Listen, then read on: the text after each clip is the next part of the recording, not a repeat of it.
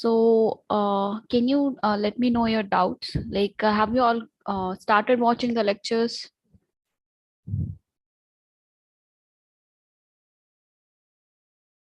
Have you started watching the lectures for week 9? Yes, ma'am. Okay. Yeah, so you can let me know your doubts, then we can start.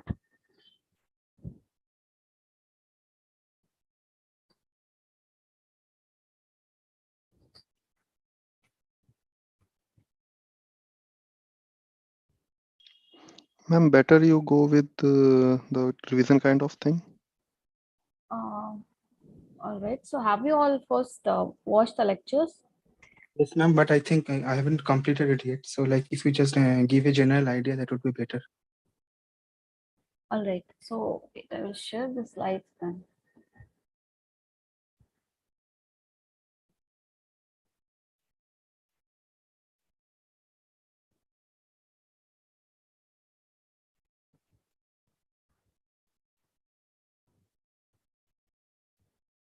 Okay. So all of you are comfortable with week 8 now? Yes, ma'am, but I have one question doubt in activity of week 8. Okay, not about the problem part. I mean, what does it like? What are we trying to do there? Yes, yes, ma'am.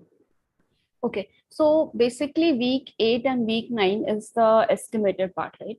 So in week 8, we have seen two different like how to design our estimators. So one was method of moment, and the other was maximum likelihood estimator. So in this week, we are trying to design an estimator using the Bayesian approach. So what is the difference there is? Like in case of like we have two different uh, approaches. Like one is frequentist approach and other is Bayesian approach.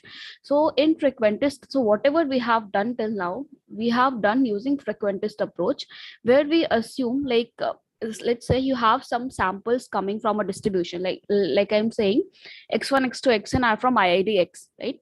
And so all these samples are coming from some particular distribution and they have some parameter. Let's say the mean of the distribution is mu and variance is sigma square or s square. Okay, so these are the parameters of the distribution. Now what we want to do is we want to predict the value of those estimator, right? So how do we design those estimators? So there were two approaches that we studied in week 8. One was method of moment estimator and other was maximum likelihood. So there we have assumed that like the estimators are nothing but a fixed but unknown constant. There whatever estimators you found, they were unknown constant, right? So sorry, the estimator was random variable. So there the estimate was a fixed but unknown constant. But in case of Bayesian approach, what we say is the estimates are nothing but a random variable. So this is what we are going to say in week 9. So we are trying to estimate the parameter, and those parameter we are saying are nothing but a random variable. So those parameters, like those like if the parameter is, let's say, expectation, so we'll say it has a distribution, particular distribution. If it is the variance, we'll say it has a particular distribution. They're coming from a particular distribution. So this is the general thing that we are going to say in week 9. So first part that we look at is, so that's what it has been discussed there, that in frequentist approach, we treat our parameter as a fixed but unknown constant, where we have seen method of moments and maximum likelihood estimator. Now in Bayesian approach, we treat the estimator as a random variable, where it has some known distribution, right? So the first you have we are going to study about mean and posterior mean and posterior mode in the first lecture. So how many of you watched lecture 1? I have watched. Yes, Okay, ma'am. so what did you understand from posterior mode? We have to find the most likely. For example, if for 0.25 and 0.75, which gives probability more, we should take the exact value.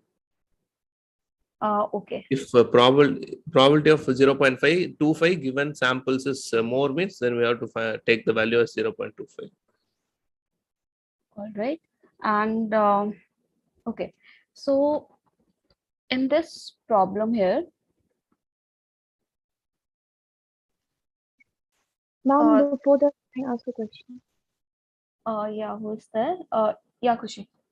Yeah, ma'am, in week 8, we studied that we assume that parameter is constant. And Yes. in 9, we are saying that it's a variable, Yes. that it's a random variable, Huh. and it have a distribution and all. Yes. But why are we doing that? Can't we just say that either it is a constant or it is a variable? Why are we studying the both of the things? Yeah, so even if you watch the lecture, so even sir has told like um it just we have some samples and we want to know about the estimate, like the parameters, like so there are two different ways we can do it. So one is we go through the Bayesian approach, and other is like we go through the frequentist approach. So you can do both ways, but like it's just one different method that gives you another, like an estimator for your parameter. It just another way to do it. You can find the ML estimator, you can find the max method of moment estimator. So the same way, just a different approach here. So whatever so far we have studied till week 8. So there we have studied in regard to frequentist approach. And in this week, we are going to just learn the Bayesian approach. And then again, coming to when we move to the other weeks, we'll again go back to frequentist approach. So when you go like to different courses, we'll see you will come across like most of the applications that will come across, they are from the Bayesian. They generally prefer the Bayesian approach. So it's just another way to say it. Like both are almost same. They both do the same thing, just a different way to do it.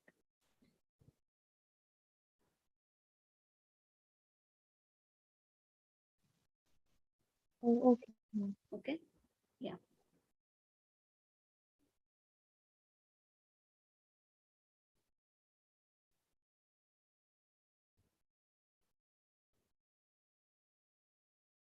Right. So if okay, so the first example that we had seen was you have some samples that are coming from some Bernoulli distribution where p is your, again, p is a parameter and it has a particular distribution that is uniform 0.25, 0.75.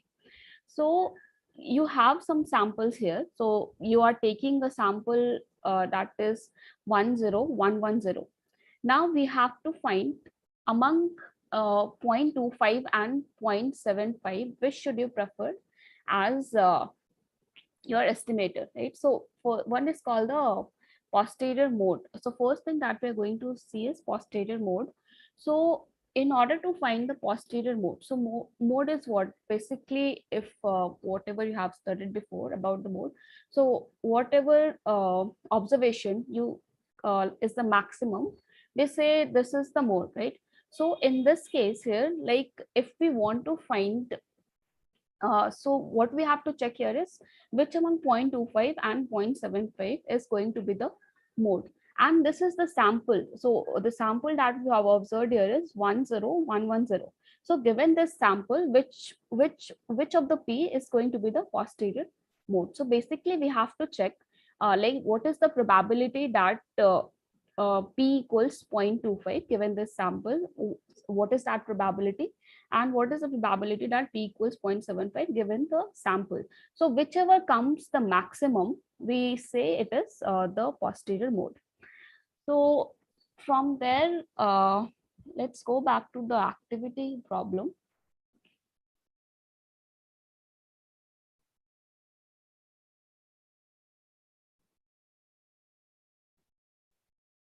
Okay. So how many of you have tried the activity problems? Yeah, I have tried. Okay, so let's solve the first problem here. So okay, again here you have five samples that are coming from Bernoulli p distribution, right? So the samples that we are seeing here is 1 1 0 1 0, and it is given that p is coming from, p has a distribution since p is a random variable. So p, this distribution, sorry, the distribution of p is given to be uniform 0.3 0.7. So how do you find the posterior mode of p? So what are we going to how will you find the posterior mode here? So can you try first finding what is the probability that p equals 0.3 given the samples, and what is the probability that p equals 0.7 given the sample? Can you try it out now?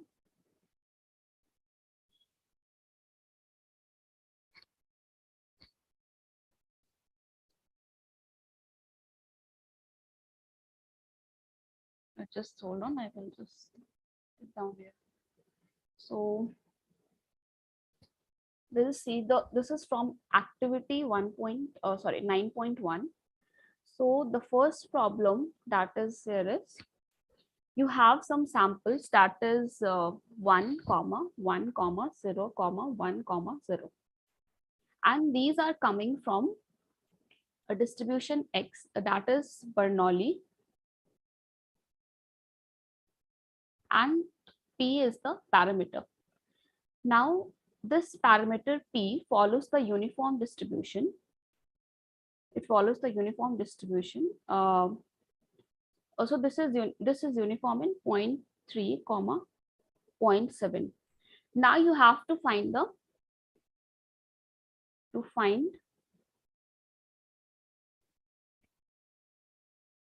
posterior mode.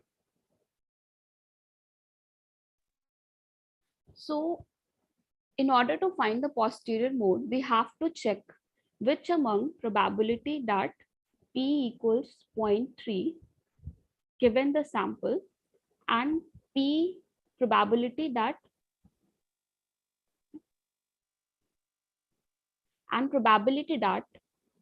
p equals 0.7 given the sample is greater.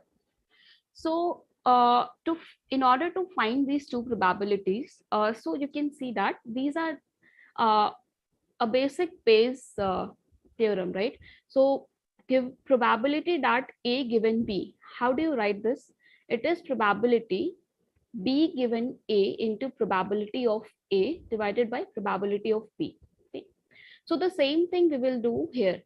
So in order to find the first, let's say this one, we have to do probability that s given p equals 0.3 into probability of 0.3 divided by probability of s, right? So can you find the first, can you find this one and let me know what is the answer? So given p equals 0.3, what is the probability that this sample occurs? Sample 1 1 0 comma 1 comma 0, this occurs. What is the probability? Anyone?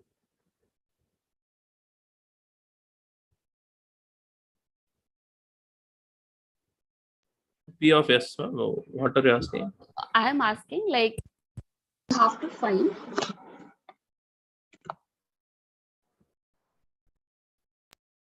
It will 0.3, ma'am. sorry.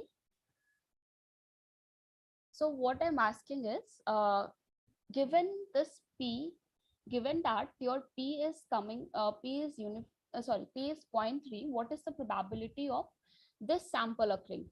11010. So 0.3 whole power 3 into 0.7 whole square. Yeah, so it is going to be 0.3 power 3 and 0.7 power square. And probability of 0.3, what is probability? 0.5. 0.5. So since this is uniform in 0.3, 0.7, so both of these probabilities are going to be 1 by 2, 1 by 2. So it is 0.5. And now we have to find probability of S, right? So how do you find the probability of S? What should be the probability of S? Adding both the things Yes. on the top. Yeah, right. So it is probability that S given P equals 0.3 into probability P equals 0.3 plus probability that S given P equal 0.7 into probability P equals 0.7. Okay.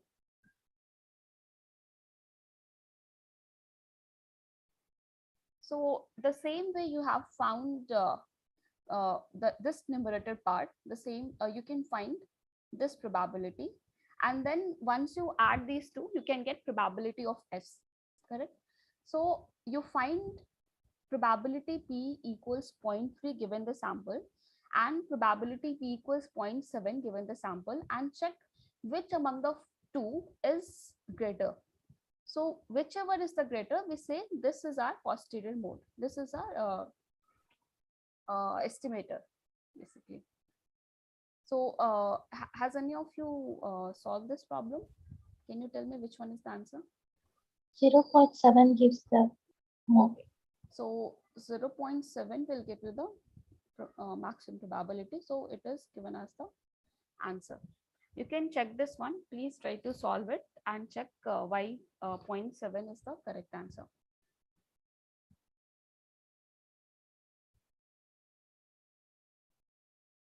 All right. So if we have to find the posterior mean,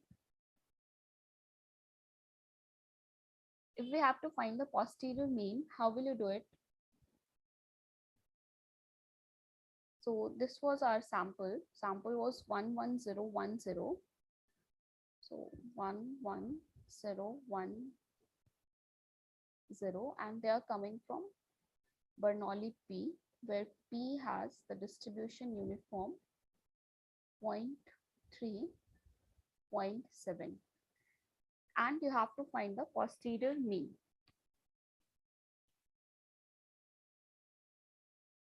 So how do you find the mean?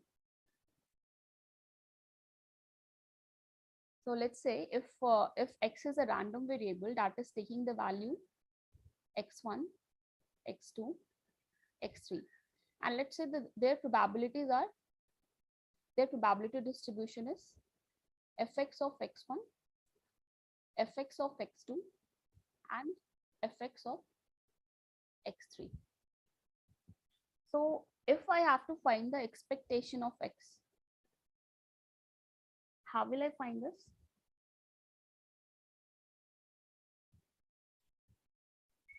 Multiply x into fx of x and then add all of them. Yes. So we'll do sum over xi, fx of xi, and I is varying from 1 to 3, right? So here your P is, here the random variable was X, correct? Now here our random variable is P. Your voice is not My voice is not audible? yes, ma'am. Ma'am, you are audible. Okay. Clearly audible. Okay, thanks. All right. So The voice is low. It is audible, but low. okay, is it low? Not sure. Yeah, previously it was loud enough, but now it's Previously bit was low. good, but it is low from 10 minutes. 10 minutes. Okay. Okay, I will take care of that. All right. So in this case, our random variable was X and the distribution was given by fx. Okay. Now here your random variable is P. correct? So what are the values P is taking?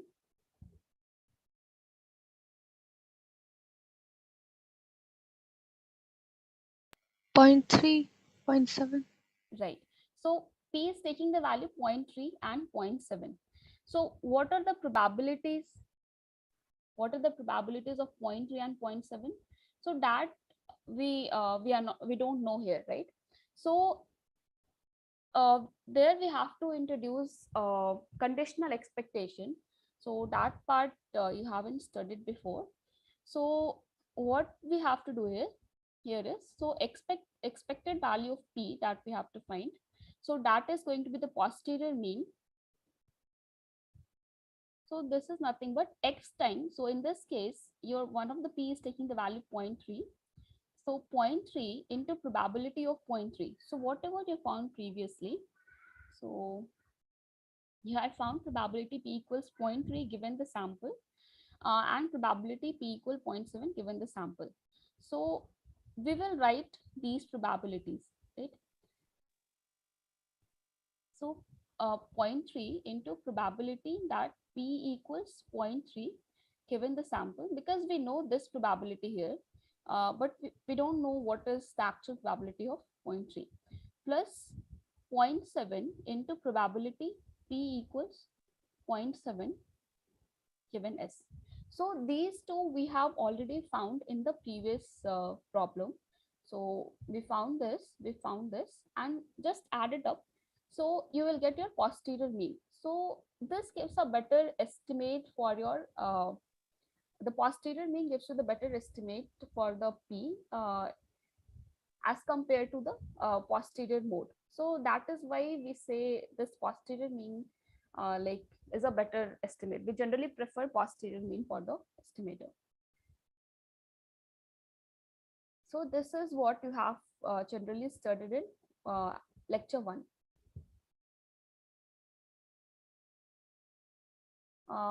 Anything that you want to ask from first lecture?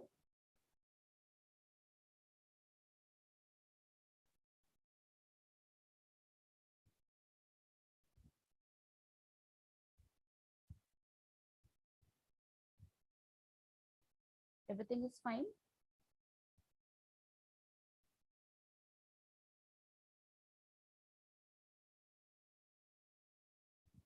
Anyone?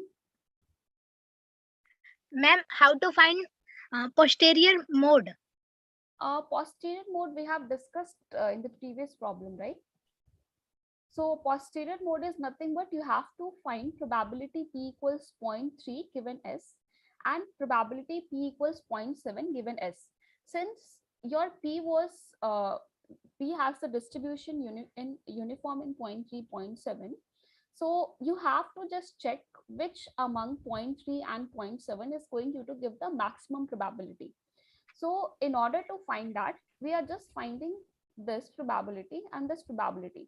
So whichever comes to be the maximum, we say, so let's say if this probability is greater than this probability, we'll say 0.3 is the mode. If this probability is greater than this probability, we'll say 0.7 is the mode. Okay. Yes, ma'am. Thank you, ma'am. Okay. Anything else?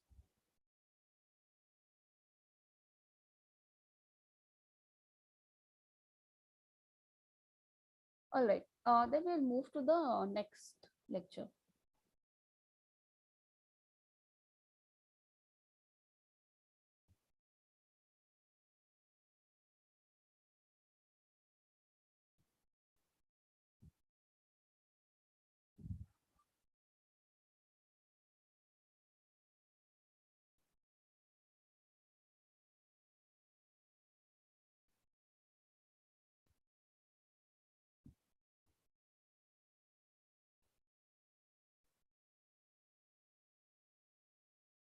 Okay. So from the next lecture onwards, you will see like you have different samples that is coming from different distributions, and choosing a particular prior how your posterior, like what is the distribution of your posterior. So what is first thing is, what is a prior? What is mean by prior? So whatever samples you have, so let's say your samples are x1, x2 up to xn, and in this case, let's say all of these samples are coming from a Bernoulli p distribution, where p is your unknown, and this is a random variable. And if we have some information about the parameter, if we have some information about the parameter, so in this case the parameter is p. So if we know if we have any information about this parameter, we say that is the prior, that is the prior distribution. So in this case, so what we are saying is the prior is uniform in 0, 1. So this is the knowledge that we had from before. So this is what is called the prior. So we are going to use this information to find our posterior. So posterior basically is whatever samples you have observed, what is the distribution of your estimator, right? So we have to find the posterior, and we are going to use this prior information to find our posterior. So there is, yeah, I think I missed this part. So yeah, prior distribution. So it captures what we might know about the parameter, and this could be using some scientific model or expert opinion. So whatever information you have about the data, about your parameter, you will use that information to find the posterior of the parameter. And posterior is proportional to likelihood times the prior. So this part we are going to use thoroughly to find the distribution of your estimator. So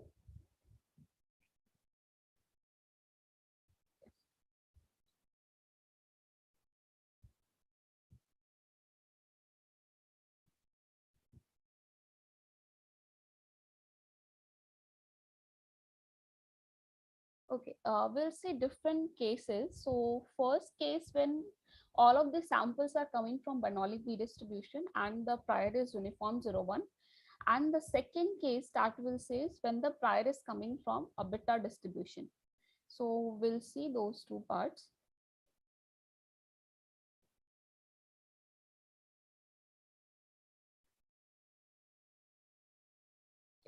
So what we are saying is,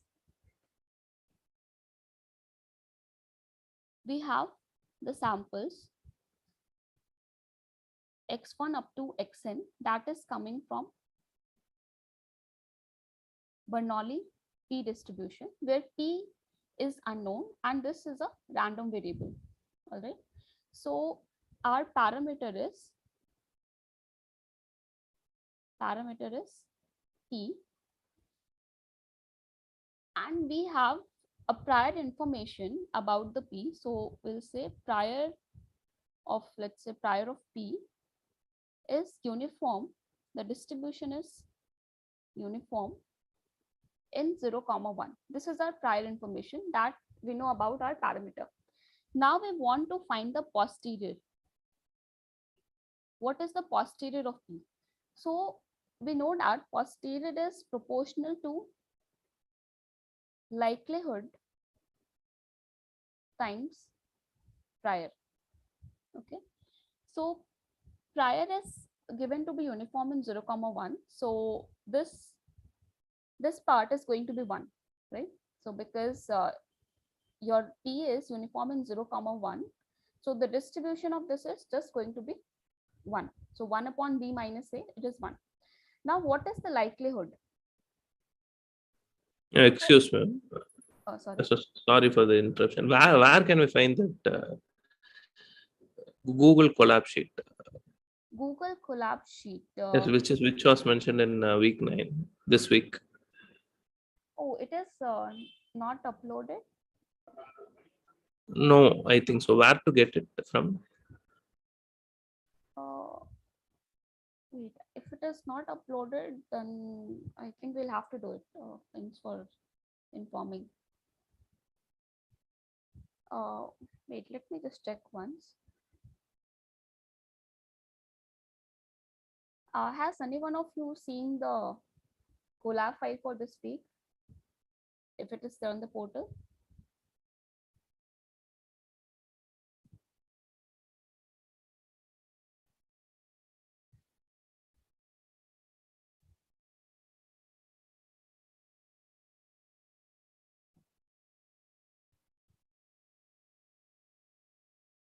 Maybe in extra activity week 9.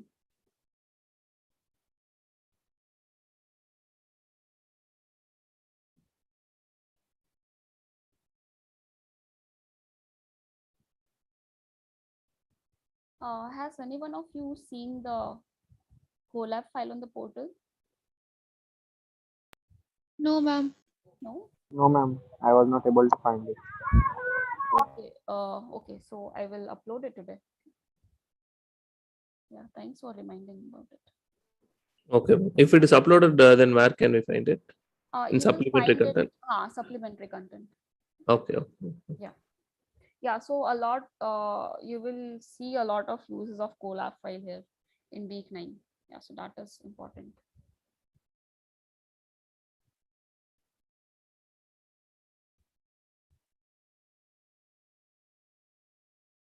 All right. So basically posterior is you have to find the distribution of P given the samples. So samples are this. And what is the likelihood? This is given the sample. So given the samples,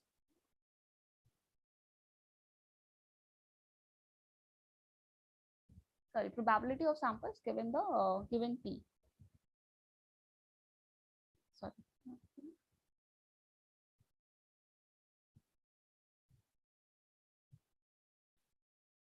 So in case of Bernoulli P, so okay, so in case of Bernoulli, you have just two values, right? One is 0 and other is 1. So 0 represent failures and 1 represent the success, correct? Now, if you multiply everything, if you multiply the likelihood, so this is just going to take number of ones that you have in the samples times number of zeros that you have in the sample, right? So if P represent if P represent the probability of success, then in that case, P times number of ones in samples, and if P represent probability of success, your 1 minus P will represent probability of failure. So 1 minus P times number of zeros in the sample, right?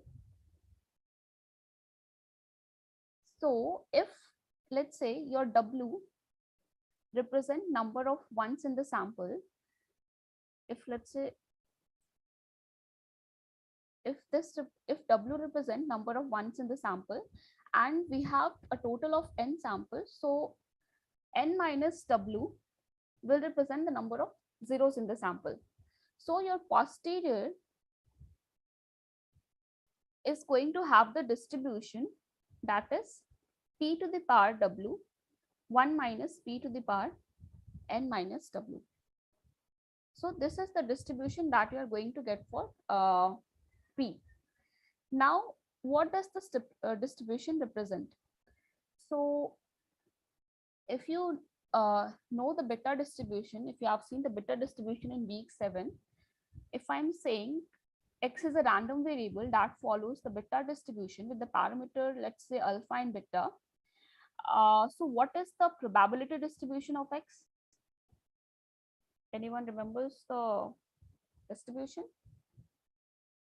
What is the PDF of the beta distribution?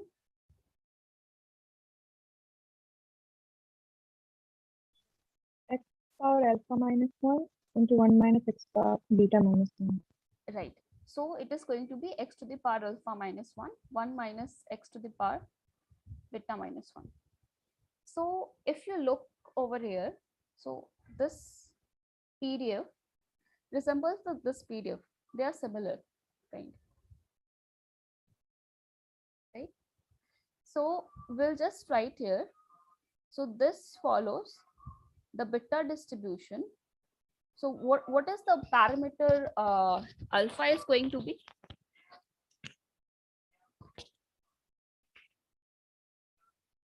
What is the parameter alpha going to be here for this case? Anyone? What is going to be alpha? So if I'm saying the distribution is x to the power alpha minus 1, 1 minus x to the power beta minus 1. So the distribution of x is going to be beta alpha comma beta. Let's not confuse with this. Let's write it a comma b.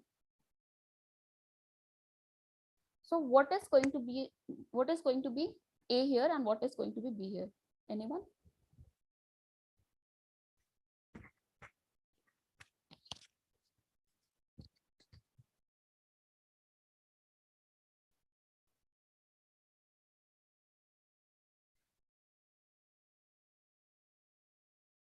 What is going to be a and what is going to be b? Yeah, Kushi, you want to tell? W plus 1 and n minus w plus 1. Sorry, can you repeat again? Alpha would be, A would be w plus 1 Okay, and B would be n minus w plus 1. right.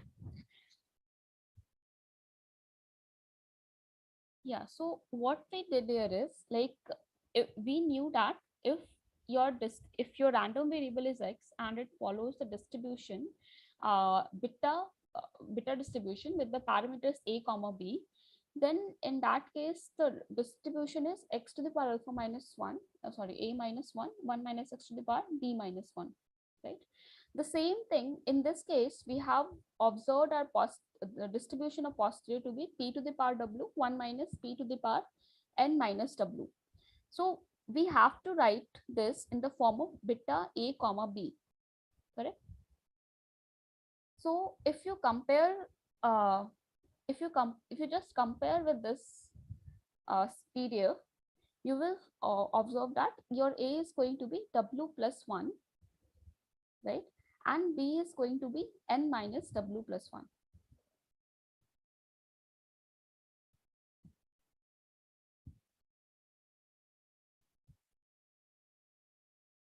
Since here you have you can see that it is whatever the parameter is. So x to the power we are just adding 1 in the parameter of the beta distribution. So we just have to add 1 over here. Is this part clear? Yes, ma'am. Okay. Now if we take here we have the distribution, the prior distribution was uniform 0 comma 1. Now if I take just the the prior distribution to be beta distribution itself. Let's say the same example, if now my prior of p is beta distribution with the parameter a comma b. So what is going to be the posterior of p? Okay, so again posterior is going to be proportional to likelihood times prior. Likelihood times prior. So what is likelihood here?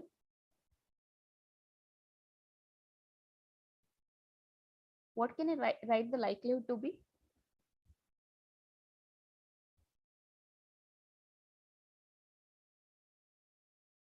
So basically what I want you to know is like given the samples, sorry, given P,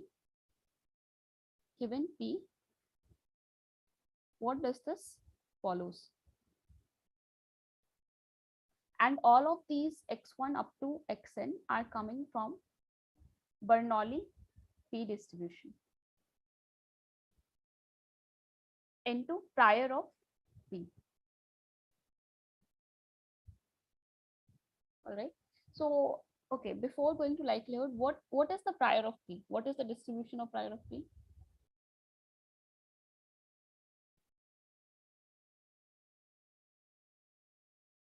We have just seen Uniform. sorry, uniform. No, uniform we have talked in the previous problem. Now in this case, our prior is beta AB. It is no more uniform 0, 1.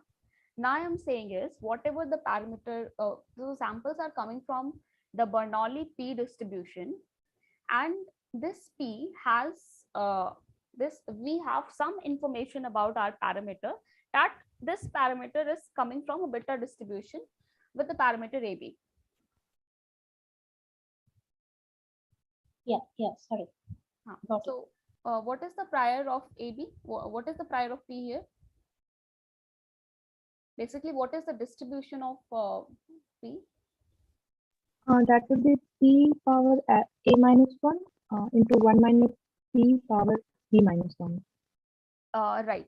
So x to the power, yeah, P to the power alpha minus 1 and 1 minus P to the power B minus 1, right? So this is going to be the prior of P. Now, what is likelihood? Given P, what is the probability distribution of this sample? Again, these samples are coming from Bernoulli P, and where I'm saying your W represent number of ones in the sample, and N minus W represent number of zeros in the sample.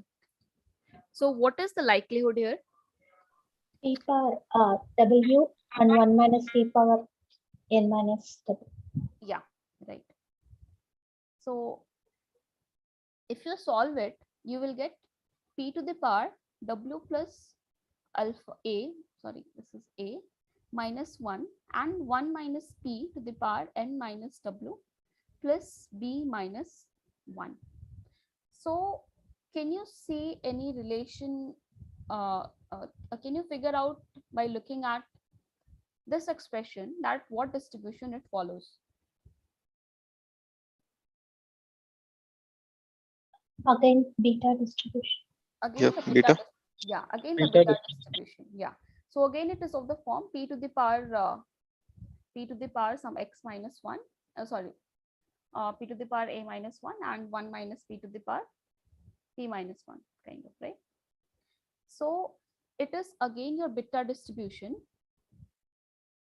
with the parameter, let's say, some alpha and beta. So what is alpha here? W plus A.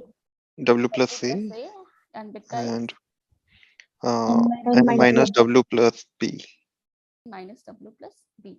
So we have seen that the P is following the distribution of P is beta with the parameter W plus A and N minus W plus B, where A and B are coming from the distribution, the prior distribution of P, that was again a beta distribution with the parameters A and B. Okay.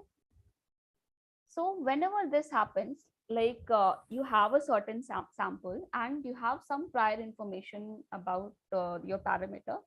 So if the prior distribution of the parameter, let's say in this case it follows the beta distribution with the parameter AB, and if the posterior event comes as the beta distribution, so if the prior and posterior, the distribution of prior and posterior matches, then in that case we say that this is the conjugate prior. We say this prior of P is the conjugate prior. So in the previous case, even though we had the same, we had the samples that was coming from a Bernoulli P distribution, but in this case, your distribution that your parameter was following was uniform 0, 1, and the posterior that we got was following beta distribution. So here the posterior and the prior distribution doesn't match. One is uniform and other is beta distribution. So this is not a conjugate prior.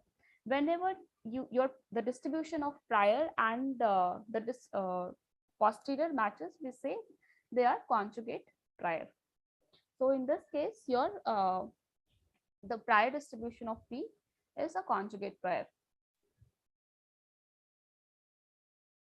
Is it clear? This derivation is clear? Yes, ma'am. Okay.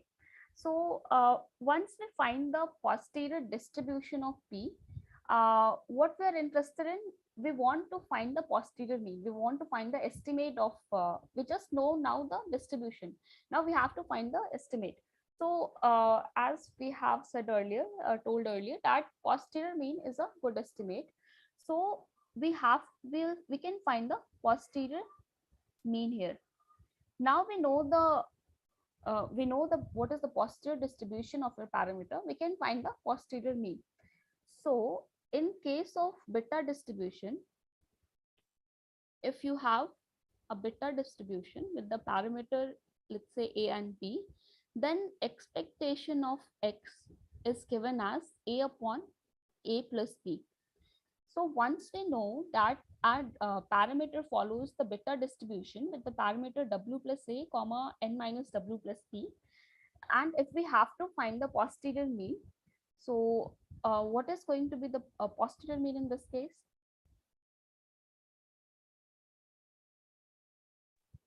W plus A divided by N plus A plus B. N plus A plus B, right? So we will have to add W plus A plus N minus W plus B. So it will get W and W get cancelled out. So you will be just left with N plus A plus B. So this is a posterior mean. Now let's go back to the problem.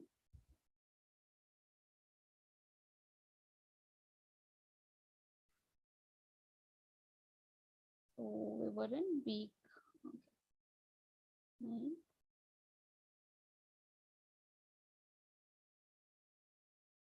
Okay. So just now we have seen like there are few samples that are coming from a Bernoulli P distribution, and if the prior distribution of P is uniform 0, 1. So what did we obtain as our posterior? What was the posterior distribution of P in that case?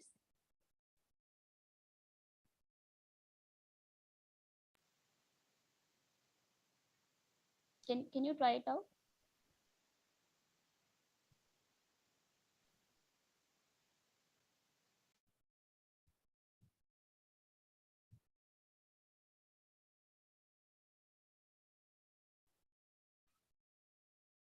So what was the posterior distribution of P when P was uniform 0, 1? Beta, right? Beta. Yeah, it Yeah. was a beta distribution, but what was the parameter?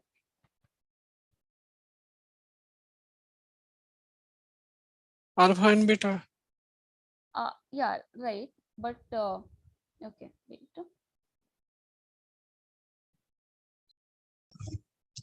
Beta 6 and 5. Sorry. Beta 6 and 5. Beta 6 and 5. Okay. So this was when the prior was uniform 0, 1. So there the parameter was coming as W plus 1, comma N minus W plus 1. It means number of successes plus 1 and number of failures plus 1. Okay.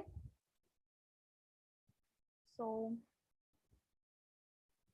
yeah, in this case, how many successes do we have? You have a sample 1, 0, 0, 1, 6. 1. You have 6 successes, right? Yeah, and 4 pid. So what is going to be the answer? Beta 7, 5. 7, 5. Beta 7, 5. Because number of successes is 6, so we'll have to add 1. Number of failure is 4, so we'll have to again add 1. So our correct answer is going to be beta 7, 5. Now, once you know the distribution of P, that is beta 7, 5, what is going to be the posterior mean? It's 7 alpha by divided 12. by alpha plus beta. So 7 what by is 12. 7 by 12? Right. So that is going to be the answer. Now, considering the same sample that we have previously, now in place of the uniform 0 1 prior, you have beta 1 by 2 1 by 2 as the prior. So what was the distribution of P that we have obtained? What was, so we knew that when the samples were coming from a Bernoulli distribution and the prior was the beta distribution, in that case also the posterior became the beta distribution. But what was the parameter for the beta distribution?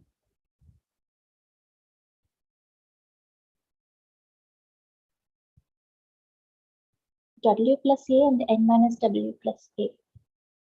W plus A and minus W plus A. Yes. Number of success plus A and number of failures plus B. B. Right.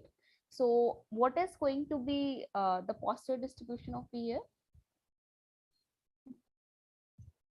So number of successes is 6.5, 6.5 and right. 4.5.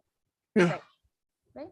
So this is quite easy. So 6.5 comma 4.5. Now again, if you have to find the posterior, you can use just the formula for posterior mean. So it is going to be 6.5 divided by 6.5 plus 4.5, and that is going to be your answer. Ma'am, can you repeat question number 3? Yeah. So when okay, in this case your prior distribution is beta 1 comma 2 1 comma 2, right? So we saw previously that whenever your samples are coming from a Bernoulli P distribution and the prior distribution of P, it follows the beta distribution with the parameter A and B, then posterior also becomes the beta distribution with the parameter number of, so the parameter in that case is going to be number of successes plus A. So A is the distribution, the prior distribution, the first parameter of the prior distribution, comma number of failures plus B. So B was the second parameter for the prior distribution. So in this case, how many successes do you have? These are the samples. How many successes do you have? 6. 6. So what is A? 1 by 2. So if you add 6 plus 1 by 2, you will get 6.5. Yes, ma'am. And the second parameter that we are going to observe is number of failures plus B. How many failures do you have here? 4. 4. 4 plus 0.5, it is 4.5. So the posterior that you are going to get is again a beta distribution with the parameter 6.5 comma 4.5.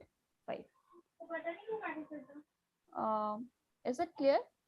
Yes, ma'am. Okay.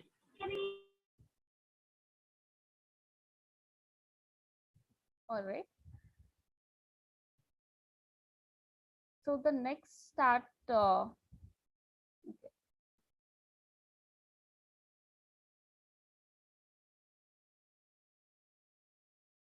So this was when the samples were coming from the Bernoulli distribution. Now, what if the samples are coming from a normal distribution? Okay. So let's say your samples are coming from a normal distribution with the mean M and variance sigma square. So your variance is known, but your mean is unknown. So the samples are coming from a particular distribution. Ma'am, here is a question actually I have. Yeah. In many places, we saw that the normal distribution parameters are the mean and the standard deviation. And somewhere we found that it is a mean and the variance. So how it is getting changed in the normal distribution? No, like the parameters that we generally write is mean and variance.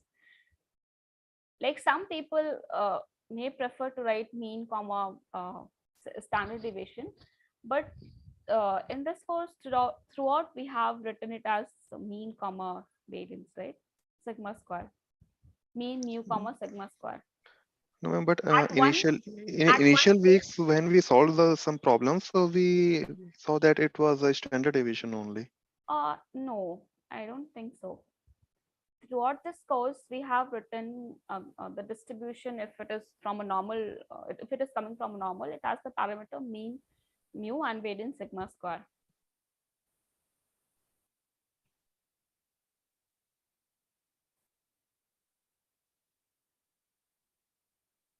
So we'll just stick to it. We'll stick to the this parameters mean, mu, and variance sigma square.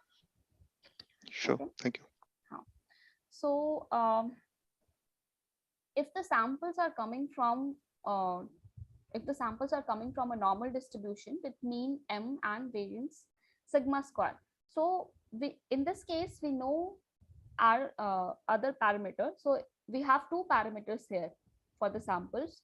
One is m and other is sigma square, mean and variance. We know variance in this case, but the mean is unknown, and we want to find the estimate for our mean. Okay, so let's say the prior is also a normal distribution. If the prior is, if we have some information that your the prior distribution of your mean is also a normal distribution with the parameter mu naught and variance sigma naught square, then how will we find the posterior? So the calculation here is going to be a little lengthy. I will suggest you that you try to derive it on your own.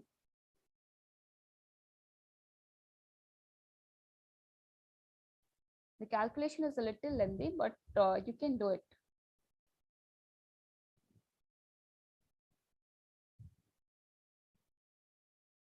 Like, we have to do the same thing again here. We know the distribution of, we have two parameters here, right? One is m and other is sigma square. Sigma square is known. We know what is sigma square there, but we don't know, we don't have any information about our mean. What is the mean of that distribution? So we want to estimate that parameter m.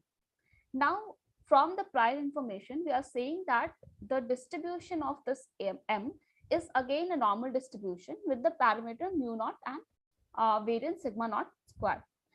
If you have to find the posterior, again we'll do the same thing. We'll find the likelihood and we'll find the prior. Prior is known to us, that is it is normal. It is given to be normal with parameter mu naught comma variance as sigma naught square, and we know the PDF of a normal distribution, that is 1 upon under root 2 pi sigma e to the power minus x minus mu upon sigma whole square, right? So we'll just substitute it there and we'll get the prior distribution. What is the PDF of our prior distribution? Same way we can find the likelihood, right? So given m equals mu, what is the probability distribution of all these samples? So once you calculate this, you will come to this this very complicated expression. Either you can try to derive it, or you can just directly know what is the posterior mean of the, in this case.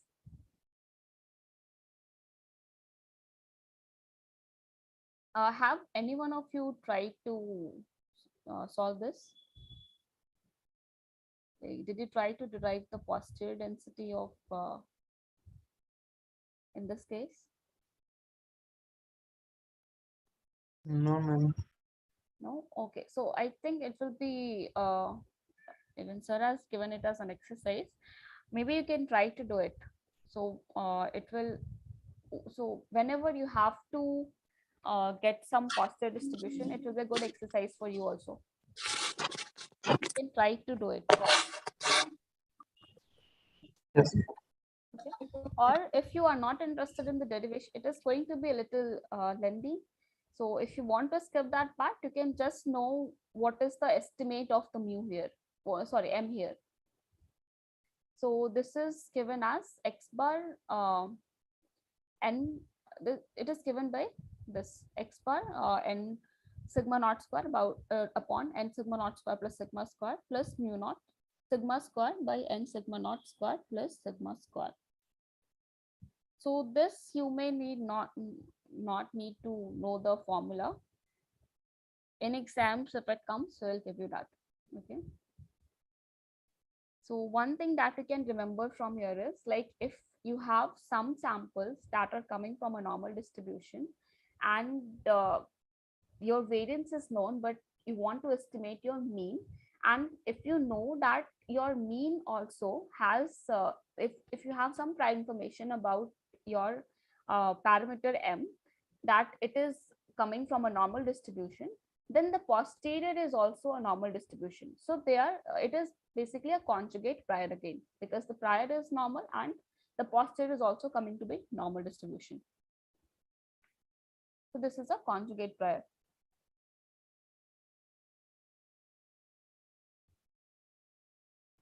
So this part we can try it out.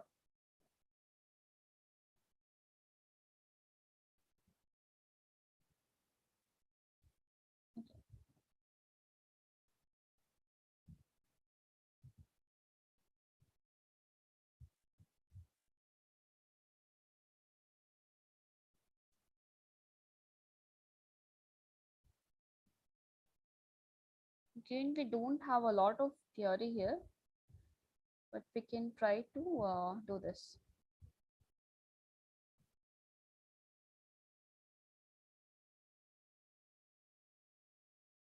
Now let's say the samples are coming from a geometric P distribution. So how many of you have tried finding the method of moment estimate and ML estimate for geometric distribution? I think it was covered in week 8. Have you tried finding it out?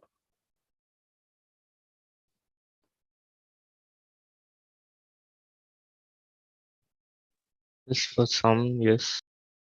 Okay. All right. So in week 8, we have already seen how to find the MLE and MME of the geometric P, of the parameter P. So in this week, we will see how to find the posterior distribution if the prior is uniform 0, 1. Okay.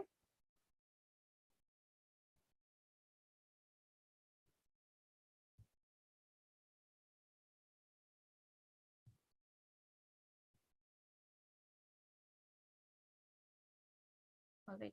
So what we are saying is, let's say you have the samples x1 up to xn that is coming from geometric P distribution, and your P is your parameter, and the distribution of P is uniform in 0, 1. Now we have to find the posterior of P. This is prior. This is our prior information. So how do you find the posterior? So again, it is proportional to likelihood times prior, right? So what is the prior in this case? What is the prior of P?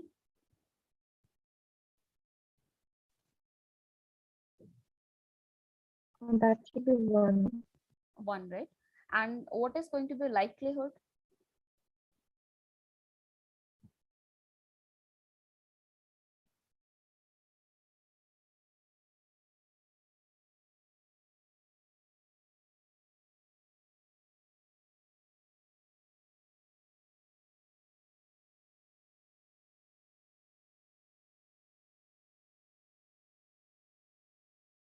Anyone?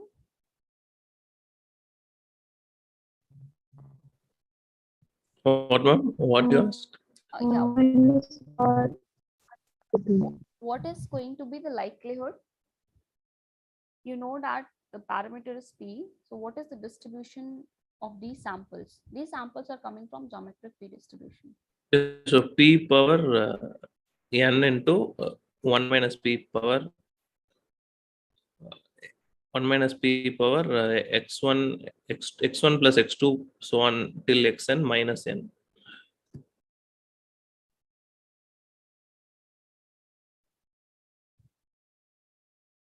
This is what you told. This is likelihood of geometry progression.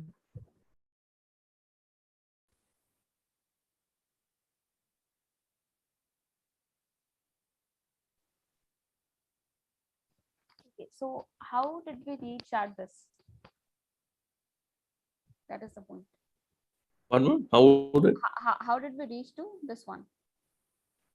Yes, because for given a particular p for x1, it is 1 minus p power Right. x1 minus 1 into p. Correct, correct. So on multiplying the yes, right. So we had to find the distribution for this, okay? And they all are coming from geometric p distribution. So let's say for you have to basically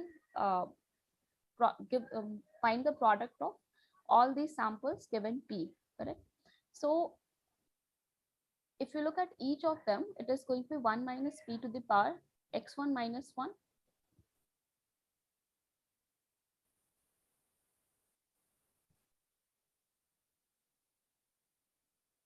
into p.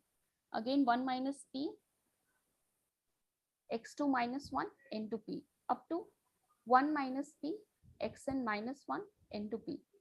So if you do the product, it is going to come out as p to the power n 1 minus p to the power sum of xi, I is varying from 1 to n, minus n. Okay. So what distribution does it follow? Now you can see that it is again of the form x to the power alpha minus 1, 1 minus x to the power beta minus 1. Right? That was a beta distribution. Beta alpha AB. Sorry, alpha beta. Right?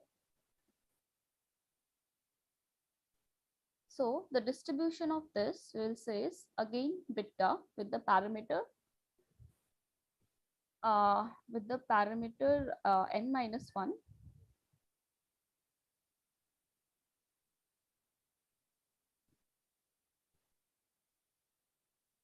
sorry n plus 1 and sum over xi minus n plus 1.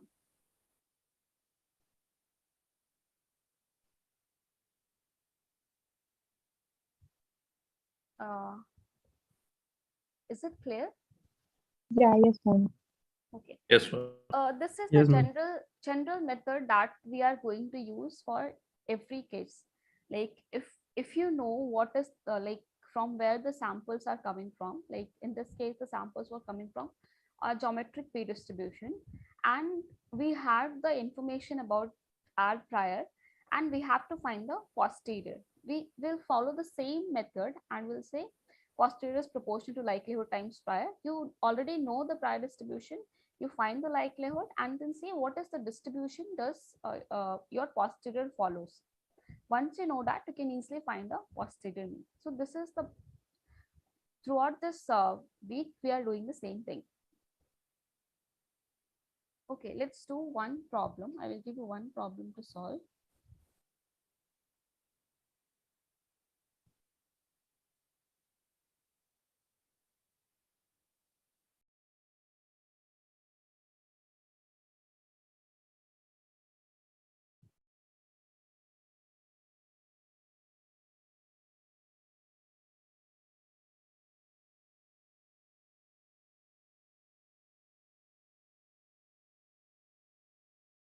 Okay, so let us suppose that all of the samples are coming from exponential distribution, and you are using a gamma prior.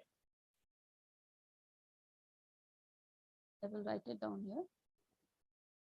So let's say the samples x1 up to xn are coming from some exponential distribution with the parameter, let's say theta, and the prior distribution of theta So the prior distribution of, I'm saying the theta, is gamma distribution with the parameter alpha comma beta. So you have to find the posterior of beta.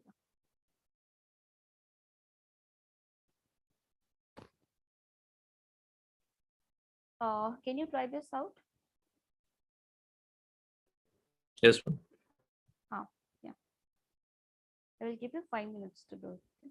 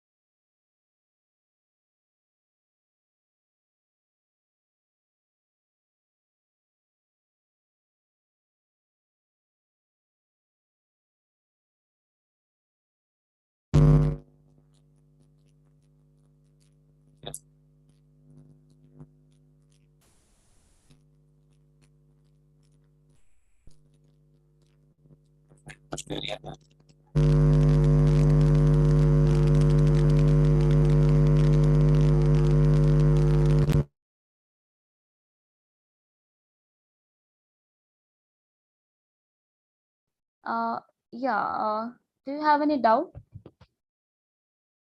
I will just write down the distribution of gamma.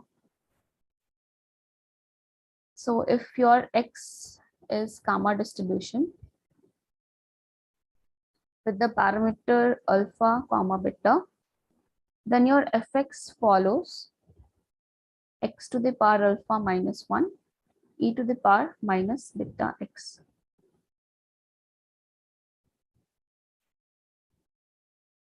You can use this fact to find the posterior.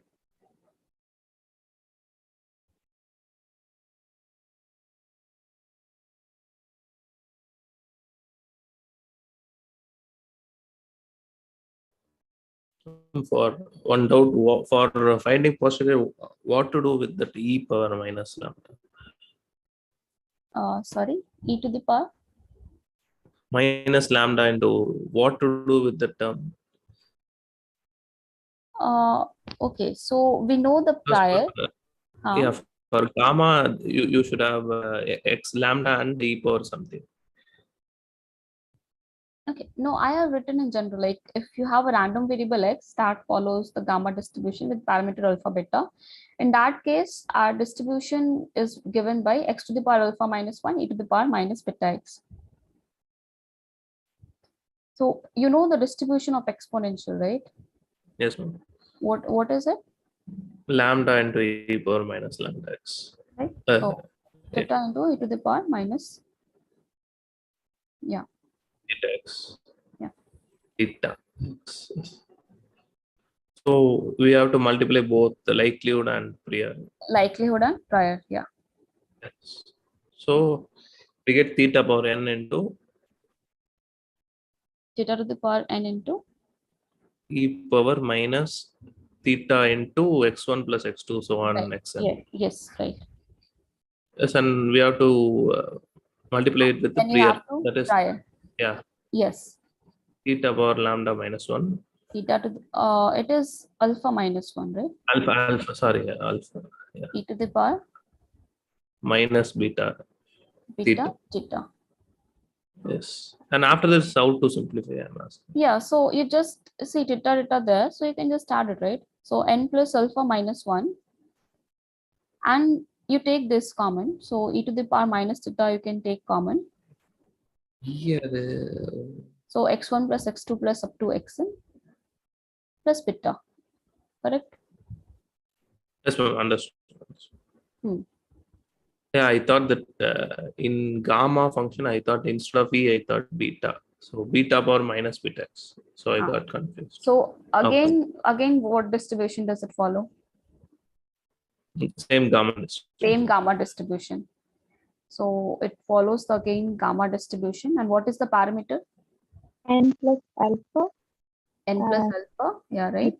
Summation of xi. Summation of xi plus beta.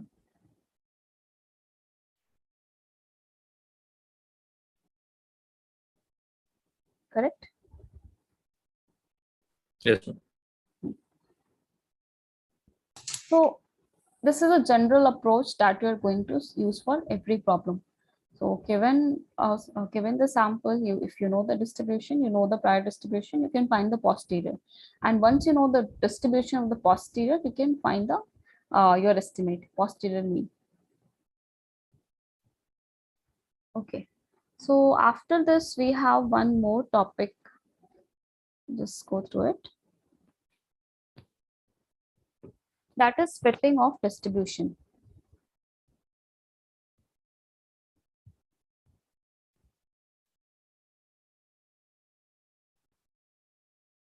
You have fitting of distribution.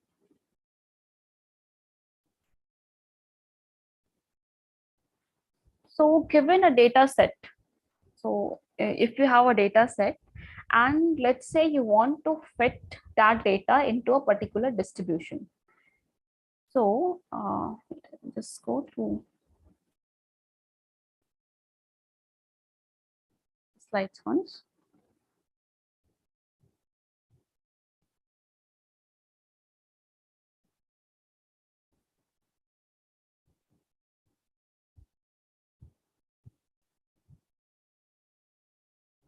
Yeah. So you have a data set and you want to fit that data set into a particular distribution. So let's say I have a data set here and what we want to do is we want to fit this data into Poisson distribution. So for the Poisson distribution, we know we have we need to know the parameter lambda, right? And this parameter lambda is your mean for the Poisson distribution, right? So the distribution has the mean lambda. So how can we okay, so the distribution has the parameter lambda. So you can write you can find the sample distribution, right? So lambda was the mean for your Poisson distribution. So what is the what is the mean for the sample distribution? Given a sample, how can you find the mean for the sample distribution?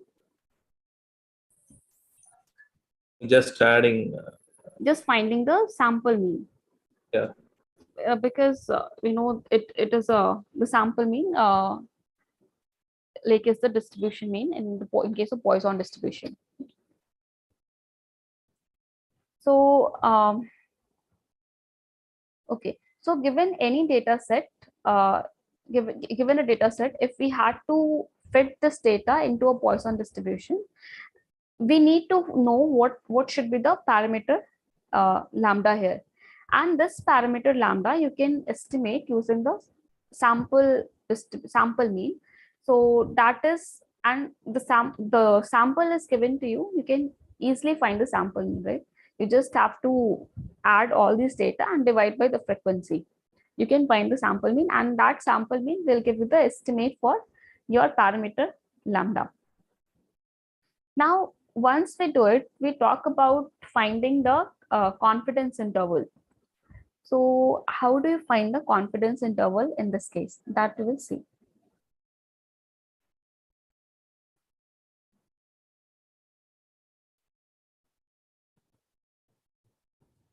So let's say I want to find the 95% confidence interval for our parameter. Let's say the parameter is theta.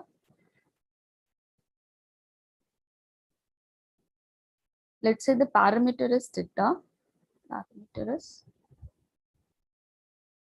theta. And we want to find the 95% confidence interval for this parameter. Okay.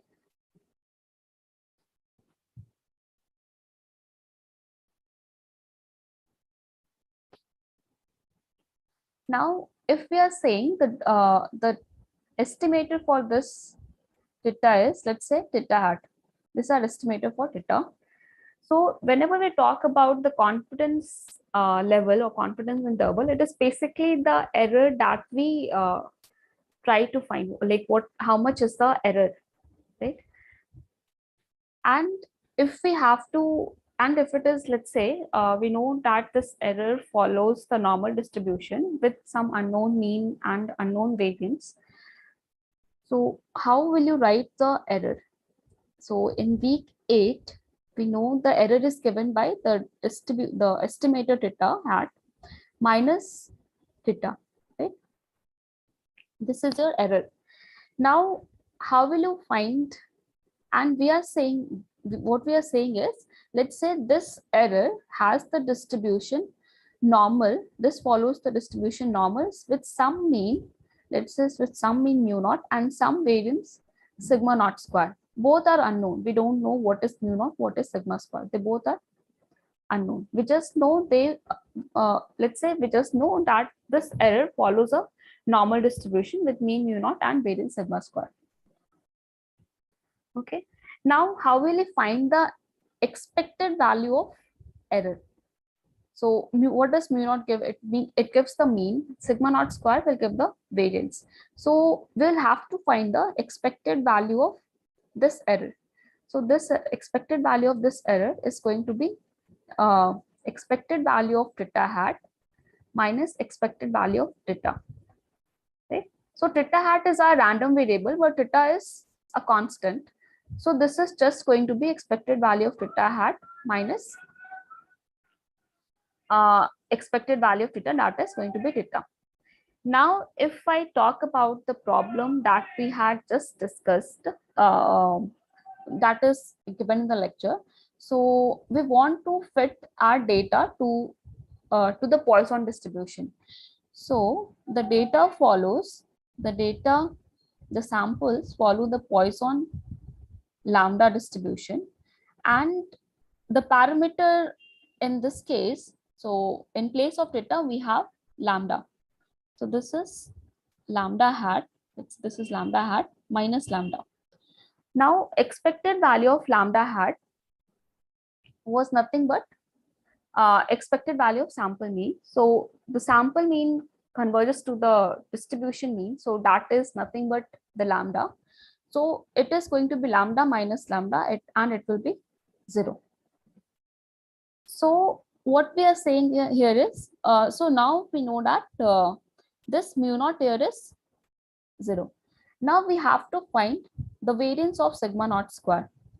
So we find variance of theta hat minus theta.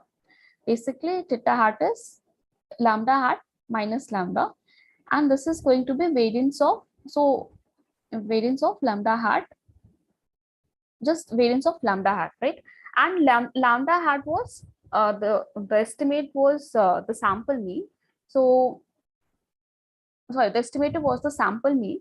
So the variance of the sample mean we know is given by sigma square by n, but we don't know what is the variance of the distribution, right? So if we don't know the variance of the distribution, we just have the idea of we just have the data, and we don't know what is the like variance, like what is the variance of the data, variance of the distribution, right? So what we'll use is it in place of the variance of the distribution, we will try to find the sample variance, right? So sample variance we can easily find using the formulas sum over xi minus x bar whole square divided by n minus 1, right? So this we can use it here.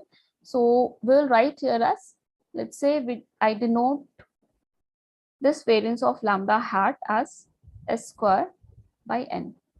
So this is given by s square upon n. Now we want to find Now we want to find the, let's say, 95% confidence interval for this error. So what we obtained is this error follows the normal distribution with mean mu and variance s square by n. So if I want to plot this, so the mean is given to be at 0 and the variance is s square by n. Now if I want to be 95% confidence, it means this area here, right? This should cover 0.95 area, and the remaining these two, this one and this one, should cover 0.05. These two combined should cover 0.05.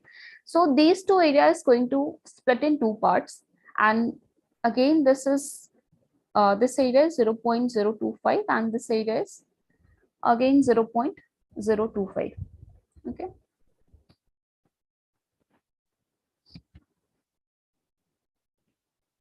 So what we were saying is we had the parameter theta, and the estimator for this parameter theta was theta hat, and we want this error to be like we want to find the confidence interval for this error, right?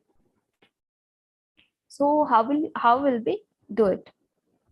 So let's denote these 2 points.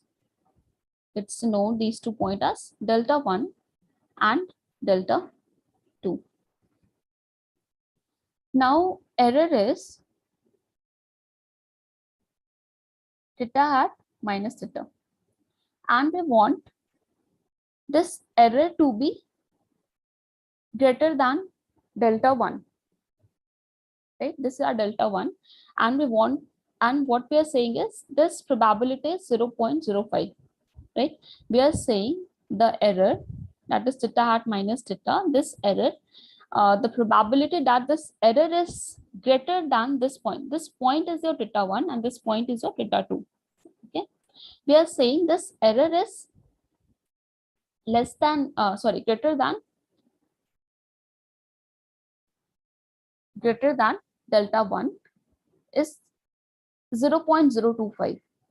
Okay, because we want to find the 95% confidence interval. So these areas are going to be 0.025. So what we are saying is probability that error is greater than delta 1 is 0.025.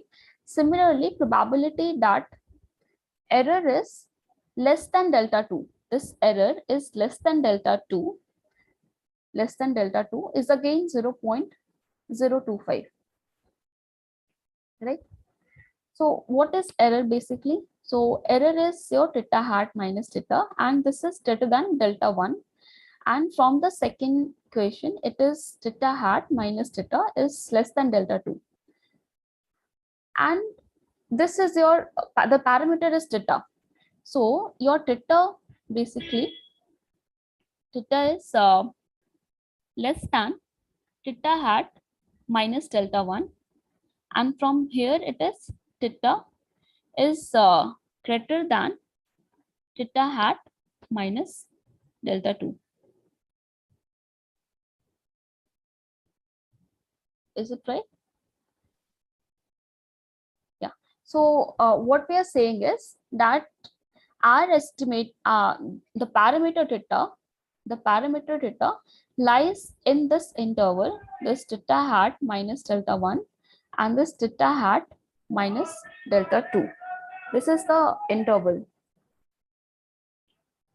Now this error, we saw that it follows the normal distribution with mean 0 and variance s square by n, right? So basically,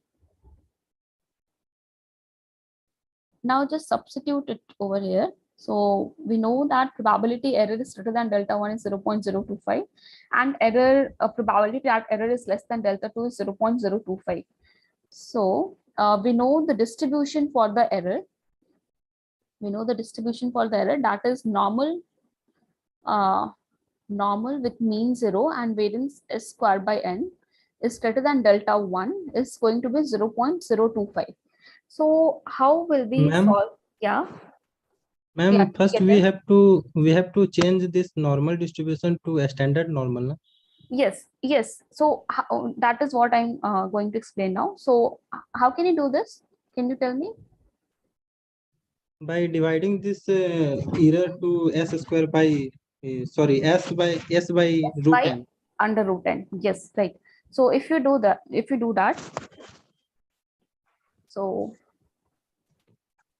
you do that, it is going to be x upon s divided by under root n greater than delta 1 upon s divided by under root n is 0.025. Correct? Just remove this part. Yes, ma'am. So you can also use the Colab file if you know how to use it. So Ma'am, this is again our z, right? So probability z greater than delta 1, this is 0.025. So we can write 1 minus fz. excuse me, ma'am. Yes. Ma'am, when we divide x by s by root under n, it will become t distribution. Na? Okay, yes, you're right. It becomes a t distribution, right? Yeah. And we have to take value as Have t to, yes, t yes, distribution. right, you're right.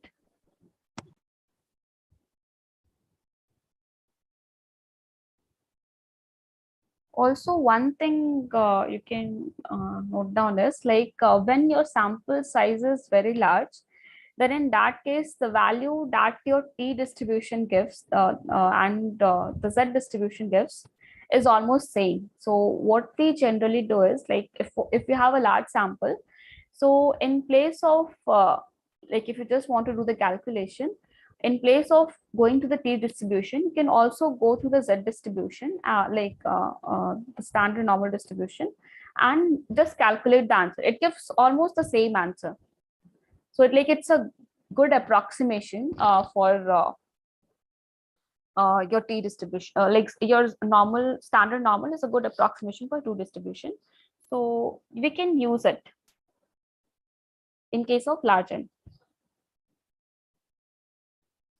So in this case, yeah. So if this Okay, thing, ma'am. you can also like later when you or in week 8 you have studied the confidence interval, right? You take few problems and try to solve it using both. Just see if your answer differs a lot. It will be a good thing to try. Okay.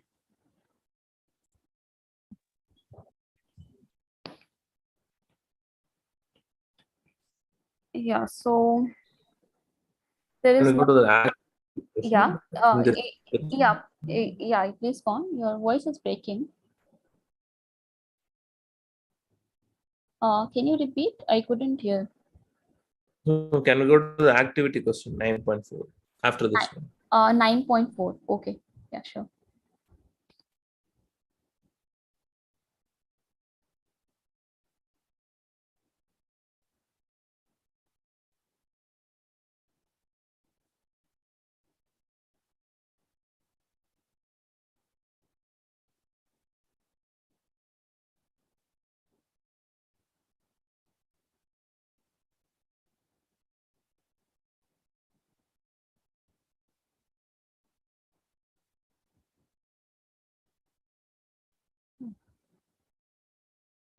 Yeah. Can you say it? So for first one, Yeah. we So have to find lambda. yes, you have the data and you want to fit this data into a Poisson distribution. So you have to find the lambda. So we have to add. Yeah. So how will you find the lambda? Yeah, we have to add sample mean, right? Sample mean. Yes. So sum over ni fi xi divided by sum over fi. Yes, ma'am, but it's coming for me 0.64 like that. 0.64. Anybody else who has tried it?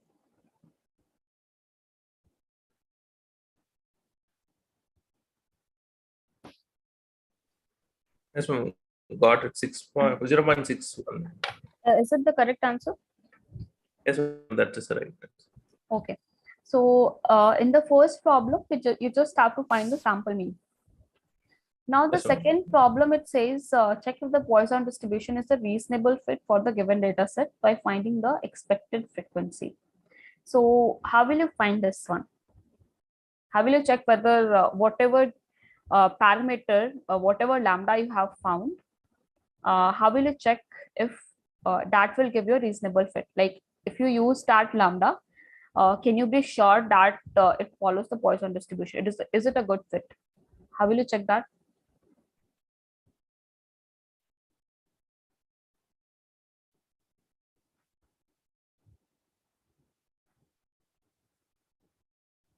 Anyone? So we have to find the Poisson. Yeah, you know the distribution for the Poisson random variable. So you know the distribution, you just use that lambda and then find the frequency. So if the frequency almost matches the frequency that is given to you here, in that case, if it happens, we will say it is a reasonable fit. So whatever lambda you have obtained, so that lambda is going to give you a reasonable fit. So you just have to check whether the frequency that you have observed and the frequency that you are going to find out is matching. Like, is there a very huge difference in the frequency or just small difference of 1 or 2, like that? So once it almost matches, we'll say it is a reasonable fit. If it doesn't happen, we'll say it is not a reasonable fit.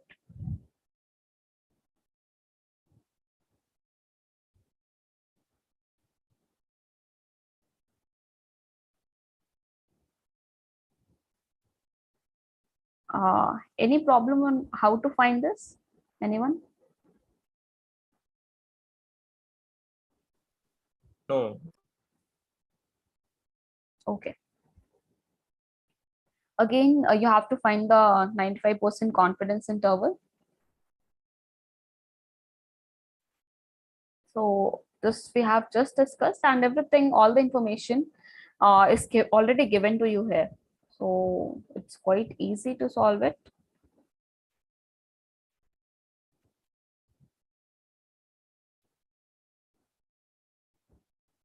So if you haven't tried out this problem, you can try it now and just see.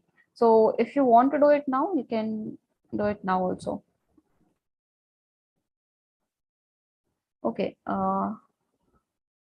Let's solve problem number 4.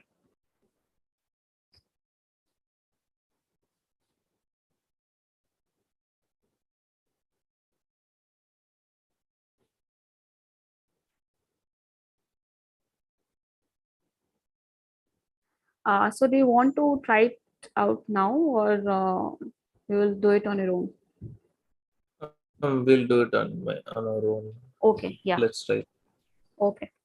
So there are no other concepts in week 8. How about lecture 9.5?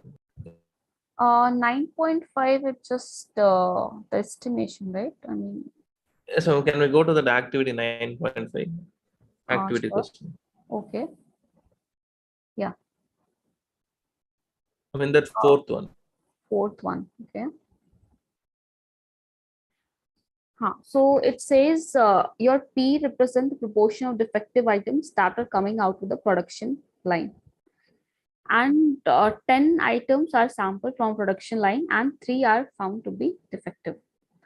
Use beta 0.5, 0.5 prior to estimate the unknown proportion P of defective items. So what is the distribution here? It is Bernoulli, right? I mean, you have some items that are coming from the production line. I mean, you pick an item and you check whether the item is defective or not. If it is defective, let's give it 1. If it is non-defective, let's give it 0. Okay.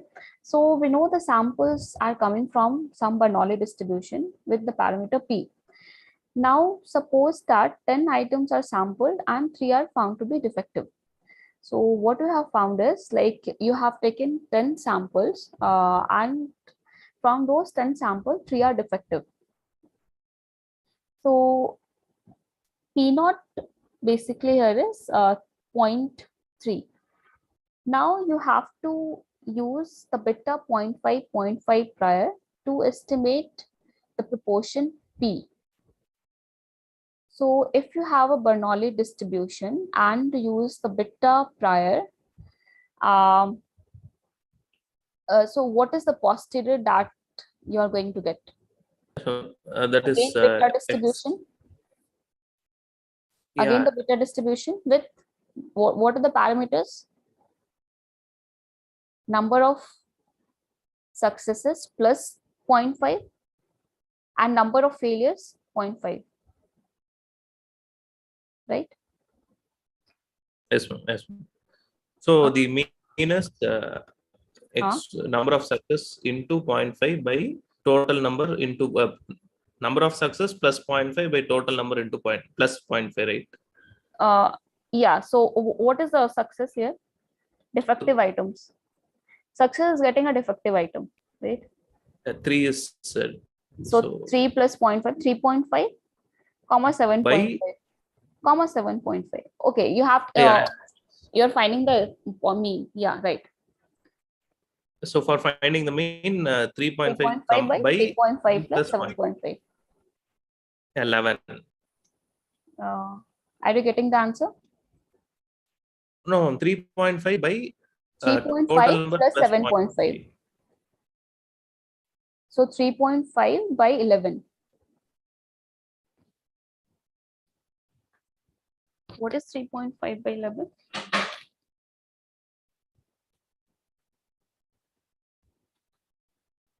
It is 0.318. Is it the answer? Yes, that's the answer. But one doubt. Yeah, for beta distribution, we are getting the Bayesian estimated to be x1 plus x2 so on xn plus alpha by n plus beta, right? In one of the sir has explained. Sorry, I did not get it. Can you repeat again? The Bayesian estimator is x1 plus x2 so on to till x1 xn plus alpha by n plus beta. No, okay. I think you got in the slide there is a mistake actually. In the denominator it is n plus alpha plus beta. In the slide there is a mistake. I think you are using that as a reference and you're getting the wrong answer. So you can just remember it comes if the samples are coming from a Bernoulli distribution and if the prior is beta distribution, then the posterior will also come out to be beta distribution with the parameter as number of successes plus A, comma number of failures plus B. Once you know this, you can find the posterior mean. That is A, whatever the parameter you got, alpha upon alpha plus beta. You start to know this. Oh, so there is some mistake in that lecture, right? Some mistake in this slide here. Okay. What about the third one? Third one, is it the same?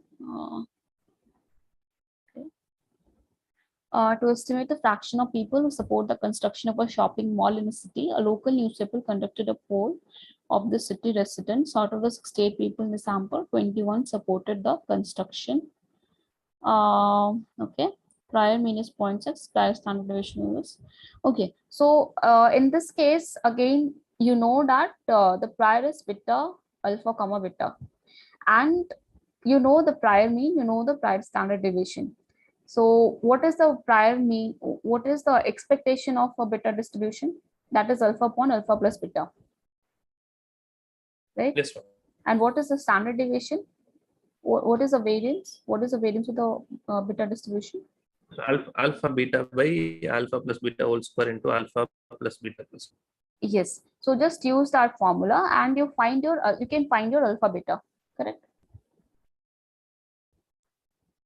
Yes, ma'am. You solve Okay. both the equation, you find your alpha beta. So now you know your prior, correct? Yes, ma'am. Okay. Now you know your prior and you can find your posterior and then posterior mean.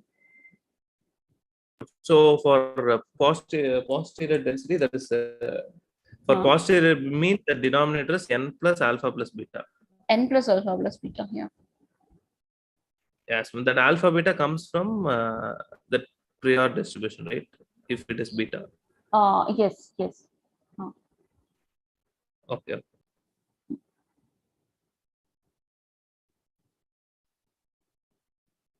So all the problems like you can solve the same way.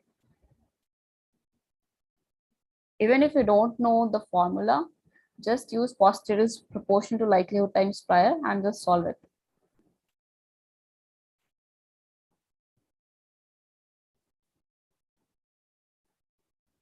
Anything else from week 9?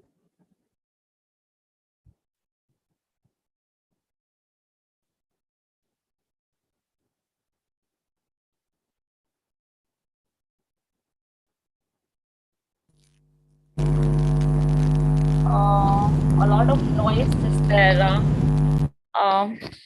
Can you put it on the chat box? There is a lot of noise.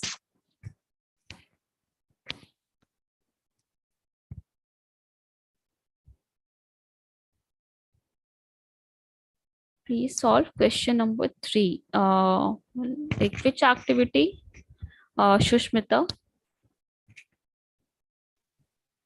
Activity 0.4.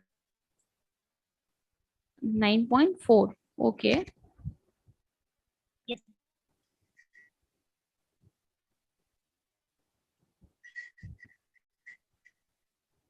Okay. So you have to find the 95% confidence interval for the sample mean using a normal approximation for the sampling distribution. So basically, what we had seen before, your S square is given to you. That is 0.6079. And if you look at this value here, that is normal 0, 0.003. So this is going to be S square by N, right? Because we had seen the error follows the normal distribution with mean 0 and variance S square by N. So just do it. Just do S square by what is N here? You just add out everything. That is going to be your N. I think it is 200, I guess. Or 14. Yeah, it is 200. Okay. So once you divide this S square by, so that is 0.6079 divided by 200, you will get 0.003. So the distribution for the error is given to you, that is normal 0, normal with mean 0 and variance 0.003. And you have to find the 95% confidence interval, right? So how will you, like, also your delta 1 and delta 2 is given to you here. What is delta 1? Like if I'm saying, I will go back there. I will go back to where it started. Yeah. This one.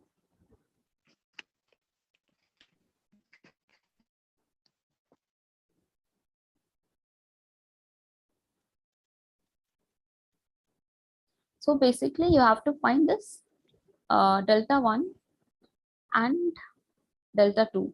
I mean, sorry, not delta 1, delta 2. You have to find this theta hat minus delta 1 and theta hat minus delta 2. This is what you have to find. So in the problem, your delta 1 and delta 2 is given to you, right? Yes, ma'am. And what is theta hat? What is theta hat?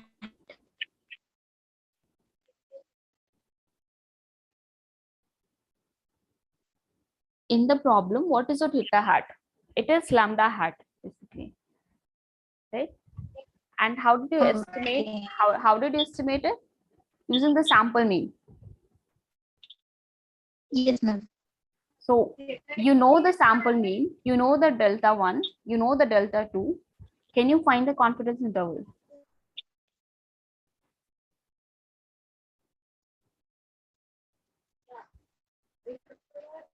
You know your sample mean. No, you know, ma'am. No? You know sample mean, you know delta 1, you know delta 2.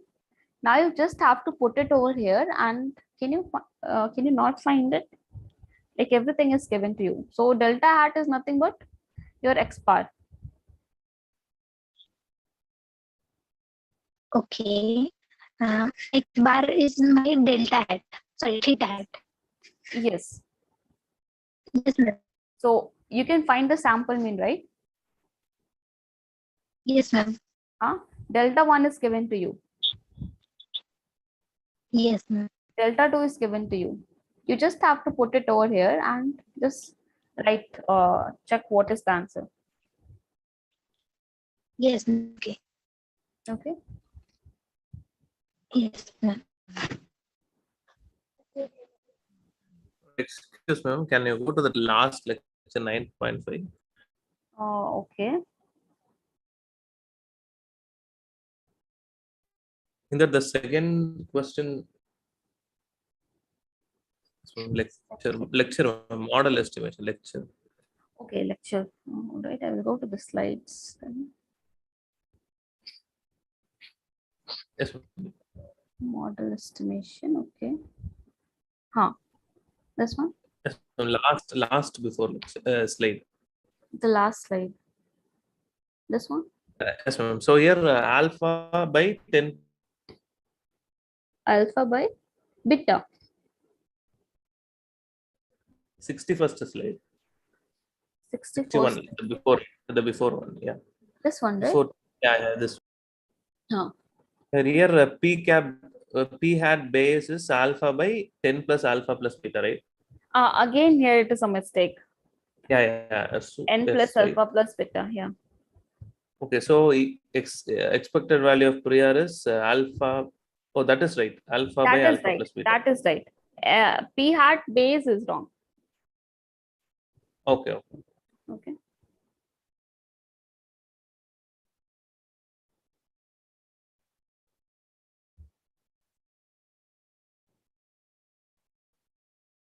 Like it's better to know how to come to the posterior than remembering these formulae. Yeah, that's right. For fast calculation. For fast calculation, yes, but this is wrong. Yes. Okay.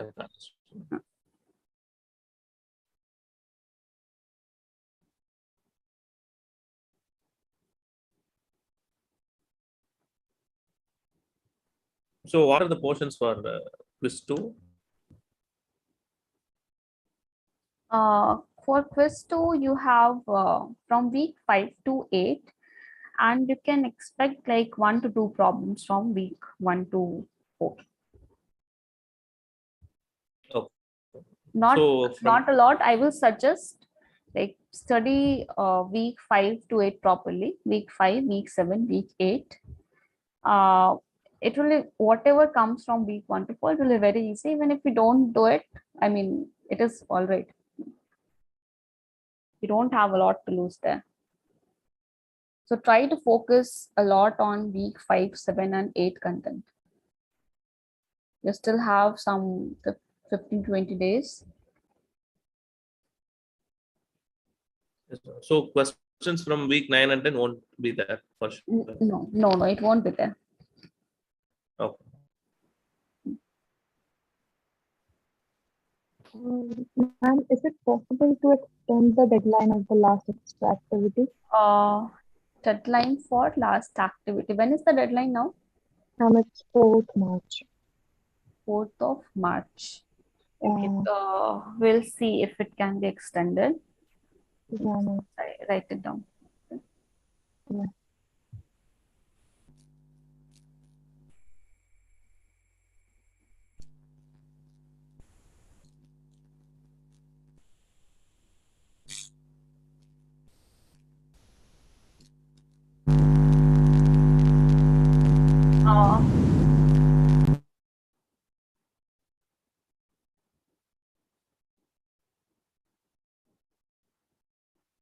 And one thing is Colab notebook. Okay.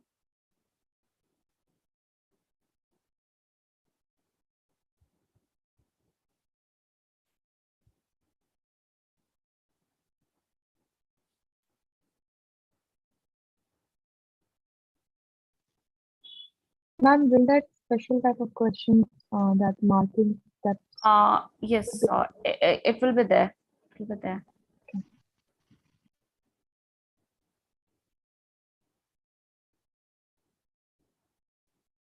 Okay, anything else?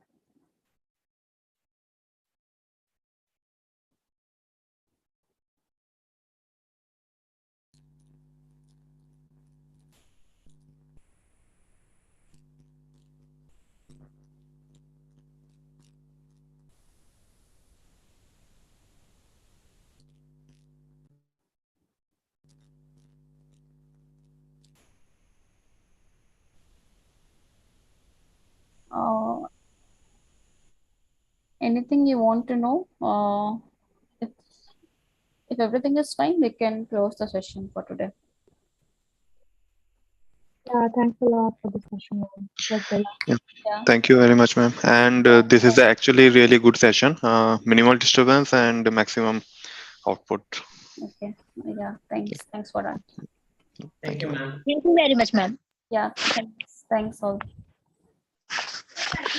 Thank you. Yeah. Thanks. 1 minute. No? Can Yes. you discuss week 8 activity question? Week 8. Yeah. So all of you can leave. You can leave. We can discuss week 8. Okay.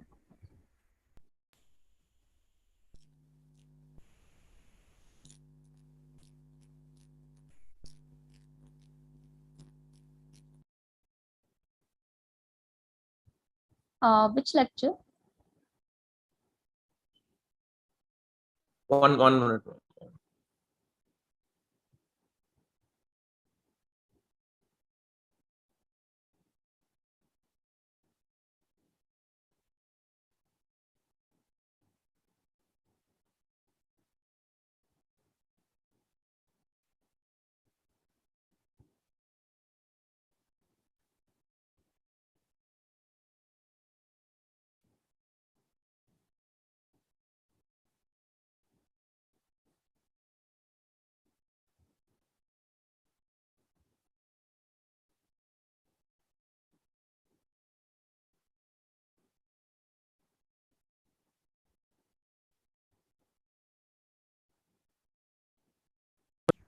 I mean 8.8.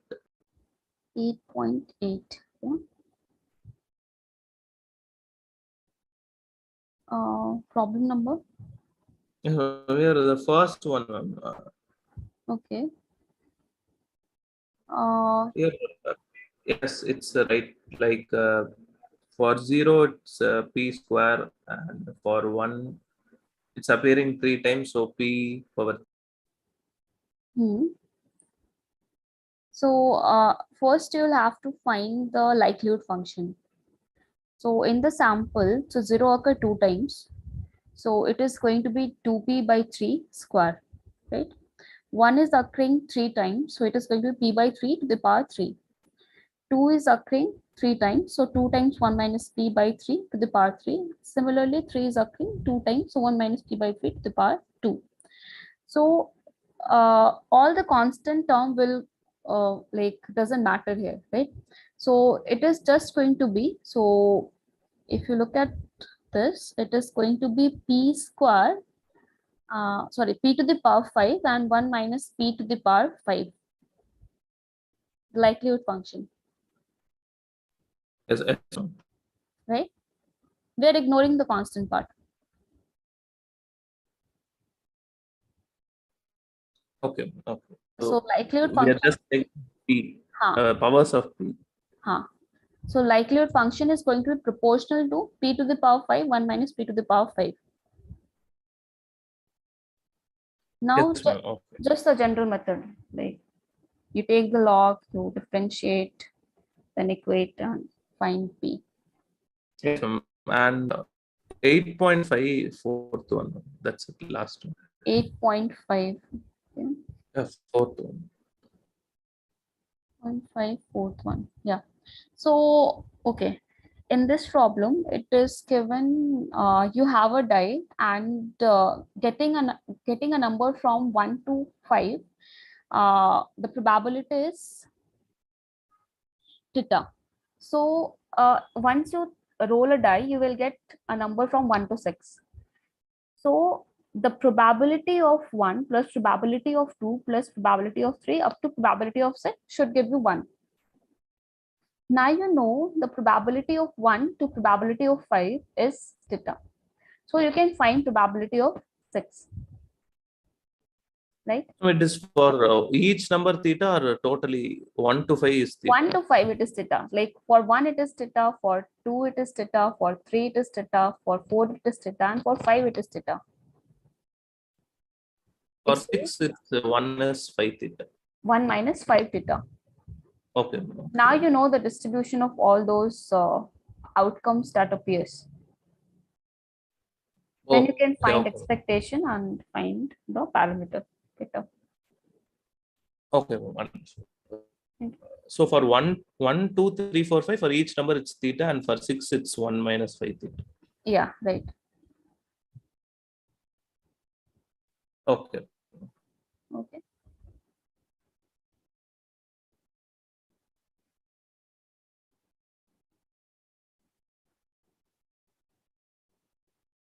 All right. So we can close the session now. We'll meet again on Monday. Yes. Thank you. Okay. Yeah. Thanks. Thanks all. Thank you.